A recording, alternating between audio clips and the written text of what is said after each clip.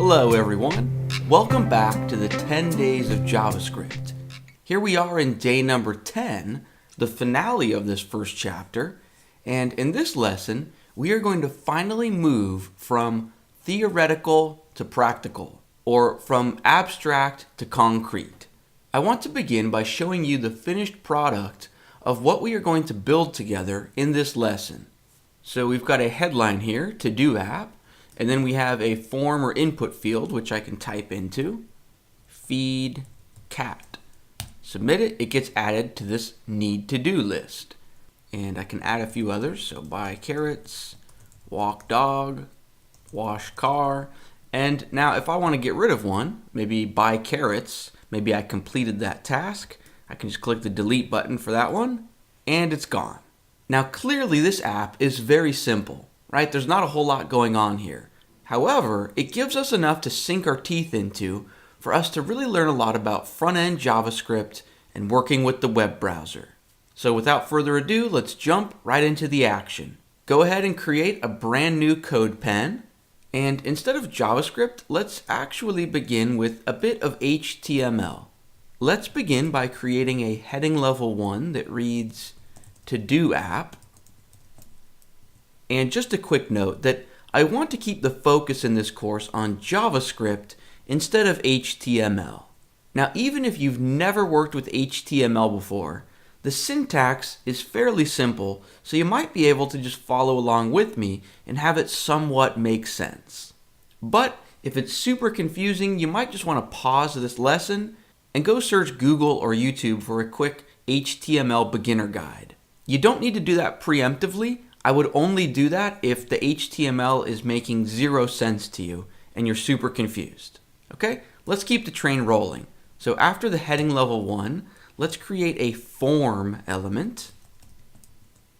So opening tag, closing tag.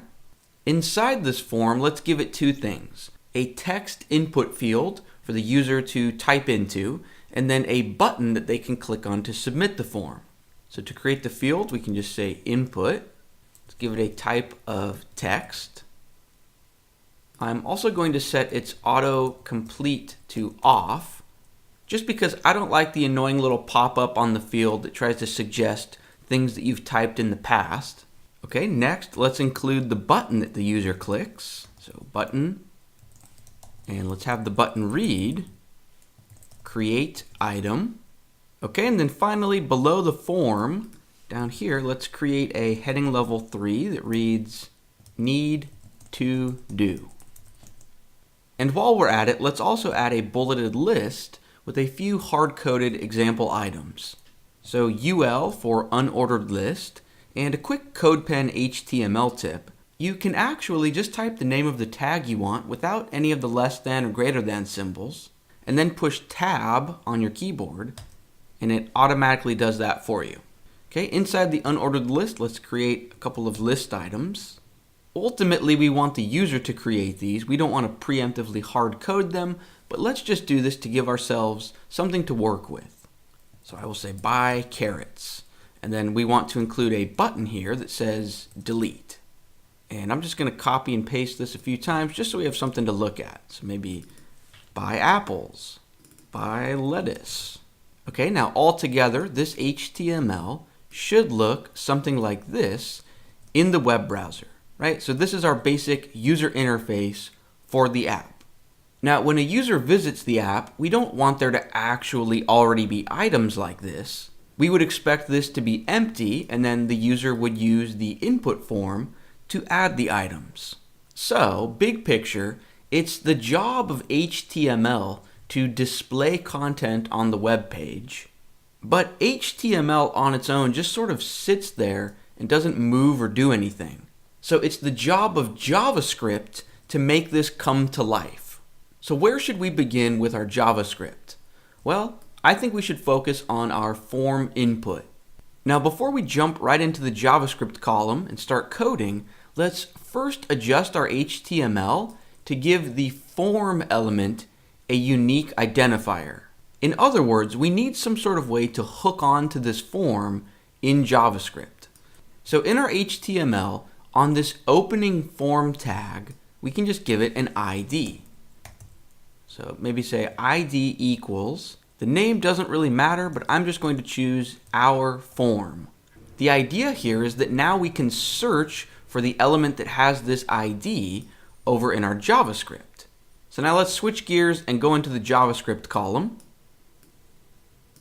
Now in the past, we've learned about the document object, which represents the web page's content and abilities. And in the past, when we wanted to be on the lookout for an event, we would use add event listener, right? This is how we would listen for click events. However, in this case, we don't want to use add event listener for the web page as a whole. So we don't want to use it directly on the document object. Instead, we want to select just that one particular form element. So check this out. Over in our JavaScript, we can say document dot get element by ID. For the argument, we just give it the ID. So we called it our form. And this method is going to return an object that represents that HTML form element. Now, since that's what this method is going to return, we could just add a dot here and say add event listener all on one line like that. But instead, what I like to do is save the object that this is going to return into a variable. So at the beginning of this line, we could say let our form equal the object that this is going to return. This way our code just stays a little bit easier to read. So then on a brand new line, we can say our form, and then we want to add an event listener. So add event listener. And just as a quick test, because we are familiar with it, let's pass it click. And then remember the second argument is the function that you want to run when this event happens. So let's just include an anonymous function here. Or even one step better, why don't we use an arrow function? So parentheses, and then the arrow symbol, and then curly brackets, and we can drop down inside the curly brackets. And just as a test, when someone clicks anywhere on the form, let's show an annoying alert pop-up message that says, "Thanks for clicking the form." Okay, now let's test out our code. If we come down to the preview area, notice that if I click somewhere random on the web page, like the heading level 1 title, nothing happens. But if I click onto the form, we see the alert. Awesome. I think you can already see that adding an event listener to a particular element instead of the document as a whole, this already opens up so many doors. Now, we don't actually want anything to happen when the user simply clicks onto the form. So instead, the event that we want to be on the lookout for is actually called submit. So up in our JavaScript code, instead of click here, let's get rid of that and say submit. So anytime the user submits this form, we want to do something in response. However, the default behavior of a web browser when you submit a form is that it's going to try to send that data off somewhere. In this case, we want to handle things completely from within our JavaScript. So we don't want the web browser to try and send the data anywhere. So what we can do, within the parentheses for our function here, let's include a parameter. I'm going to call it E, but you could name it whatever you want. Okay, and then inside the body of our function, we want to look inside that parameter. Now I named it E because the add event listener method is going to pass our function a bunch of information about the event that just happened. So the E is short for event, but basically down here in our code, we want to say e.prevent default, in parentheses to call the method. I realize this is a bit confusing and not very intuitive. It's just one of the intricacies of the web browser that we have to deal with, right? Its default behavior is to try and refresh or reload the web page and send that data off somewhere. We don't want that to happen, so we are just preventing it. Okay, now let's check out our app again. So now I'm free to click onto the form and nothing happens. But as soon as I try to submit it, awesome, we see our alert. Okay, now next, we don't actually want to show this annoying pop-up. So when the user submits the form, what we really want to do is grab the value of whatever they typed into this field and then add it as a new item into the list. So we are going to need to be able to access this input field from within our JavaScript. So let's go into our HTML and give it a unique ID. So we have something to hook onto. So back up in our HTML column, here is the input that lives in our form. And maybe right after the word input, let's give it an ID. And you could come up with any name you want, but I'm going to call it our field. Okay, our field. So then over in our JavaScript, just like we did with the form, remember we created a variable that stored the object that represents that HTML element. Let's do the same thing for our field. So up here I'm going to say let our field equal document get element by ID, and it had an ID of our field. Okay, now in our function that runs when the form gets submitted, instead of this annoying alert pop-up, let's get rid of that. And just as a test, let's log out to the console whatever the user has typed into that input field. Right, we want to practice accessing the user's input. So we know that that field is represented by this our field object. So we can just say our field. And in the web browser, the object that represents that form field has a property, so we can look inside the object, for the property named value. Let's test this out. So back on our web page, be sure to open up your console. If I type into this field, hello there, and submit, awesome. In the console, we see hello there. Now we don't actually want to just log it to the console. What we really want to do is add a new item to the bulleted list. So why don't we go into our HTML and give this unordered list an ID so that we can hook onto it from within our JavaScript. So in the HTML, down towards the bottom, remember the bulleted list is contained in this unordered list element. So on the opening UL tag, just say ID equals, the name I'm going to choose is our list. Okay, so we can hook onto this in our JavaScript. So back in our JS code, up at the top, let's create an object that represents that unordered list element. So let our list equal document get element by ID, our list. Okay, now we could write the necessary code right within this arrow function, but I want to stay organized. So down at the very bottom of our code, let's create a brand new function and name it create item. The name doesn't matter, that's just what I'm going with. So parentheses, curly brackets. Okay, now up in our arrow function, instead of logging to the console that value that the user typed in, instead, why don't we just pass it to our new function? So instead of console.log, let's just say create item. Okay, now if we are passing this as an argument into the function, we want to be able to receive it as a parameter. So in our create item function, let's just include an X or something easy to type for the parameter. Okay, now here's the fun part. In the body of this function, let's select our list object. Remember, this object represents that bulleted list. And then let's look inside it and call a method named insert adjacent HTML. So we give this method two arguments. The first argument is where in the element do we want to add the new bit of content? Well, I would expect that a new item gets added to the very end of the list. So in our code, for the first argument, I'm going to say before end. And then the second argument is just the content or HTML that you want to add to this element.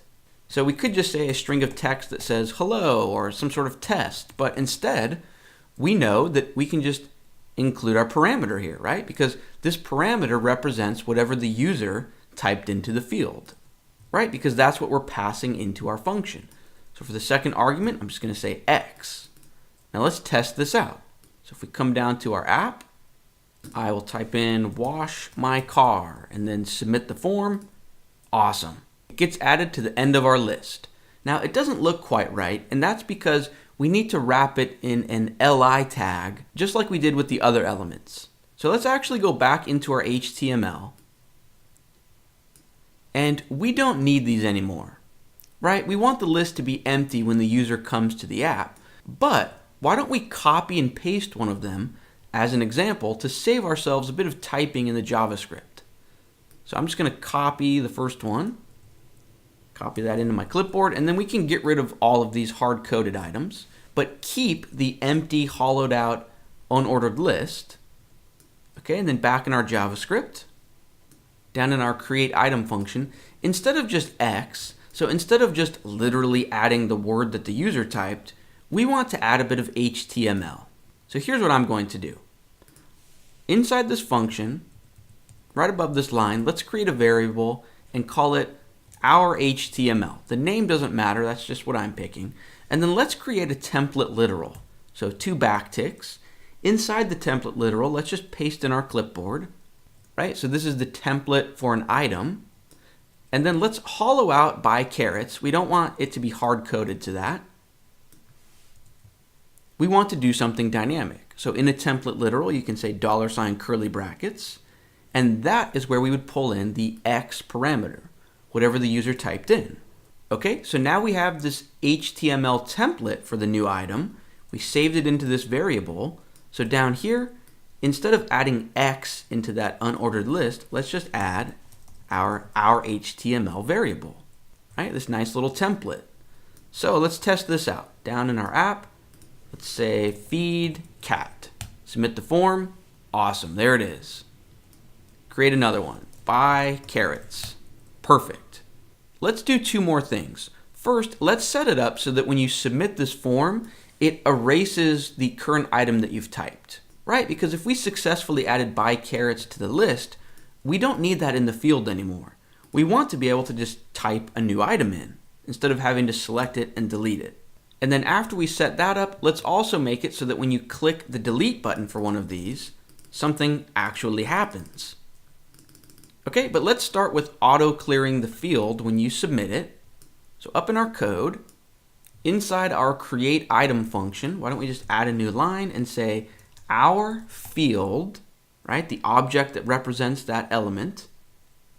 Let's look inside it to access its value, and then let's just set its value to equal an empty string. Okay, also, if the user clicks the submit button instead of hitting enter or return on their keyboard, I think it would be cool if when they submit, if the text field got automatically selected or focused again. So that if they wanted to add another item, they wouldn't need to manually click the field again.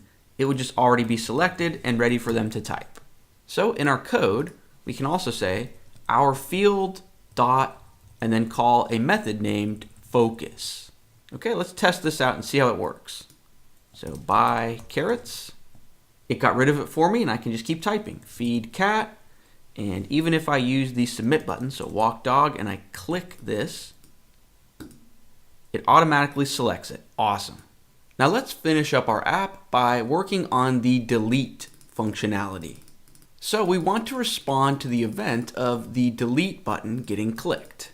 Now our first instinct might be to try and use the add event listener method, right? So maybe try to select all of the delete buttons and then call add event listener, but we would run into an issue. And that is that when the app first loads or when the web page first loads, there aren't going to be any items, right? This area is going to be empty. So there would be no delete buttons. And in JavaScript, you cannot add an event listener to something that doesn't exist yet. Now there are several ways around this problem, this issue of adding events for future elements that don't exist yet, but right now I'm going to show you probably the simplest way of handling it. Why don't we do this? Down at the very bottom of our code, let's create a brand new function. So function, let's name it delete item. The name doesn't matter, that's just what I'm going with. Parentheses, curly brackets. And inside the body of this function, just as a test, let's create an alert pop-up that says delete requested. Okay, now the question is, how can we run or call or execute this function when the user clicks on one of the delete buttons? Well, in our create item function, Remember this line of code where we are creating the HTML template for an item? Well, here's the HTML for the delete button. So check this out. On the opening button tag, we can just say on click equals, and then we can just give it a little bit of code to execute. So we can just say delete item, parentheses, to call that function. So let's test this out. Down in our code, if I add an item, buy carrots. And if I click the delete button, awesome, we see that delete requested pop-up. Okay, now we don't actually want to show a pop-up. What we really want to do is delete this list item from the list. However, imagine we have maybe several items in the list.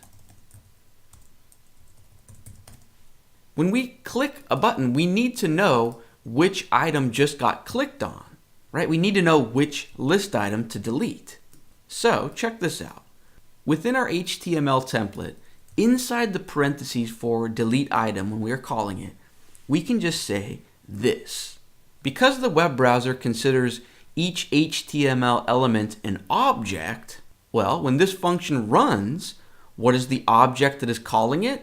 You guessed it, it's the element. So if JavaScript considers that the object that is executing this function, that's what it's going to set the this keyword to.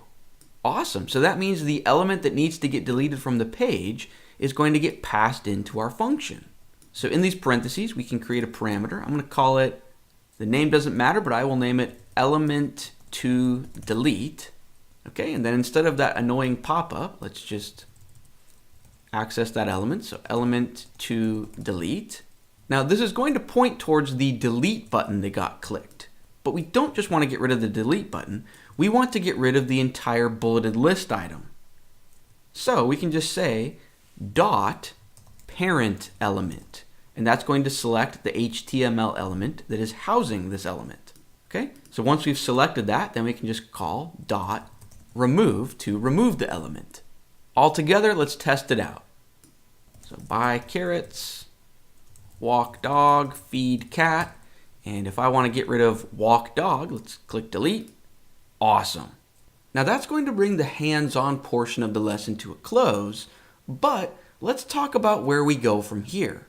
Because there's one huge glaring problem with our app, and that is that every time the web page gets reloaded or refreshed, all of the user's items and data is going to get reset. Right? If I come up to our code and even just add a couple of forward slashes to force CodePen to reload the page, all of our data is gone. Obviously, this is a big problem. So in the real world, we would need to store this data somewhere. Now, we could save it to the user's physical device using a web browser feature named local storage, but that's not ideal. Because if the user switched from their phone to their laptop to their desktop to their work computer, their data is not going to follow them around. So, in the real world, the only practical solution for some sort of persistent data is to send it to a server or some computer that's, quote, in the cloud in order to save it to a database. Now, databases do not understand web page elements, meaning we can't exactly just send a bulleted list of HTML content over to a database. Instead, we want to send raw plain data, like strings of text, or objects, or arrays. So that's why we spent so much time in this chapter learning about the JavaScript language itself and working with raw data. Because as we saw in this lesson, working with the web browser is relatively easy. The challenge comes when we realize that we need to manage two completely different things. So one is the raw data, for example, right, an array of the user's items like this: buy carrots, walk dog, feed cat, right? Servers and databases want raw data like this. But raw data like this doesn't mean anything to the users that are actually using our app, right? So the other thing that we need to manage is the visual user interface. Now, managing those two different things at the same time can be very overwhelming, and this is why libraries like React and Vue.js and Angular are so incredibly popular. Now, ultimately, in the real world, I do recommend using one of those libraries. However, until you can clearly understand and describe the problem that these libraries are solving, I recommend staying away from them, because I've seen countless beginning developers suffer from the disease that is called trying to learn everything at once and getting confused and giving up. This is a disease that plagues millions of people around the planet. Now, I'm not proposing anything extreme. I'm not saying that you need to be skilled enough to create your own library before you use someone else's. I totally disagree with that line of thinking. All I'm saying is give yourself a chance to understand the bigger picture, how all of the puzzle pieces fit together, and at least understand the problem that a library is solving before using said library. Because I guarantee if you genuinely understand the need for a library and how it fits into what you're trying to achieve, it makes learning the library 500% easier. It makes it a piece of cake. Okay, but learning a particular library is not the goal of this course. Our goal is to understand the full scope, the full stack of an application. In this lesson, we saw the general idea of how JavaScript can control the web browser. So, up next, in our next chapter, we're going to dive deeper into why we need a server, or at least a third-party service, where we can send our data to. Now, a lot of people get intimidated when they hear the word server or cloud. But I can tell you right now that with the right guidance, there's nothing to be scared of. We're going to walk through the server side of things together, and it's actually surprisingly simple. So let's keep things going, because this is where our progress is just going to start skyrocketing. We understand the basics of the JavaScript language itself, and now it's time to just see how all of the different environments work together, right? We just took a look at the web browser. Up next, we're going to learn about Node, and then eventually we can learn about MongoDB and how to save our data in a database. If you can seamlessly tie these three environments together, you are a full stack developer and you are incredibly in demand. So let's keep our momentum rolling, and I will see you in the next chapter. Congratulations on finishing the 10 days of JavaScript. In the full course, we build an application together, complete with user registration, user sign in and sign out, user-generated content, asynchronous or live on-the-fly actions in the browser that are talking to a server and database, and a whole lot more. The full premium course has not officially launched yet, but if you subscribe to this channel, you'll be notified as soon as it's out. Or if you're watching in the future, it's already available. Thank you so much for coming along on this 10 or 11 day journey with me. I hope you feel like you learned something, and stay tuned for more web development tutorials. Take care.